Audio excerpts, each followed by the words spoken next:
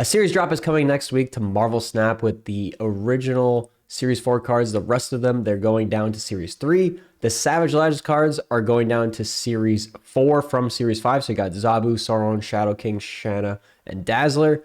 Out of those cards, really, you only really want Zabu and Sauron. So maybe you can pick those up if you don't have those yet. If you didn't get Zabu from the season pass. And Sauron is a very strong card in its own archetype with all of the ongoing cards with negative effects and Shuri.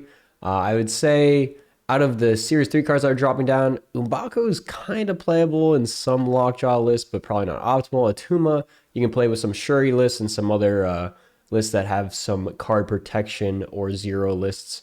Orka, kind of unplayable. So Orka, Shadow King, Shanna, and Dazzler, I'd still avoid those cards. Not picking up any of those in the shop. I wouldn't recommend picking up any of the Series 3 cards in the shop after they drop down either.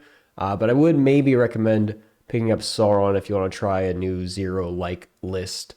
If you have Shuri as well, it'd be great to have Sauron. Just have some variety in your Shuri decks. And also, next week, some balance changes are coming. They've announced that Thanos and Shuri decks are a target for those balance changes. So both of those decks are going to be changed in some way, some of the top performing decks. They didn't say that Thanos and Shuri themselves are going to be changed. So we'll have to see exactly what that will be.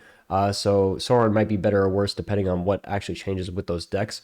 If they target like Red Skull or something, Sauron might be hit as well kind of with that, since that's one of the better cards you can play out with Sauron. One other piece of news here is that with the balance changes that are coming next week, they said that the client update will also include token acquisition and token shop experience changes. So with that, we can probably expect some new ways or more tokens to be acquired in some way. So with that, we hope that the 1,000, 3,000, 6,000 cost will not feel as bad if we're able to acquire more tokens. And hopefully it's not just through paid means, and maybe it's just more along the track in different ways or different ways altogether. I think that'd be great. Also, with the token shop experience changing, that means that there might be more ways to buy the cards. Maybe they'll offer more cards out that than just one every 8 hours. Maybe it'll be like 3 in the shop that you could choose from. Maybe they'll have one from Series 3, Series 4, and Series 5 shown. It's not clear exactly what that's going to be yet, but let me know what your prediction is. What do you think that they are going to change here? I'm not positive what it's going to be, and I don't think anyone else is either.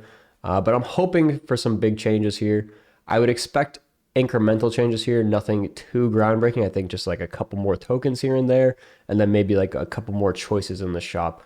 But if it is groundbreaking and it is like cool new stuff that's actually happening and it's kind of revamped, I would greatly welcome that, but I am doubtful. But yeah, tell me what cards do you want to see drop down next? I think it's pretty clear what cards are coming next. They've been pretty consistent with what cards are dropping down. It'll be maybe the first time that we see Series 4 to Series 3 have a little bit of a shift, since it'll be not the original Series 4 cards. So we'll have to see what that exactly entails next series drop. But yeah, let me know what you guys think. This is a short one today. We'll catch you all next time. See you guys.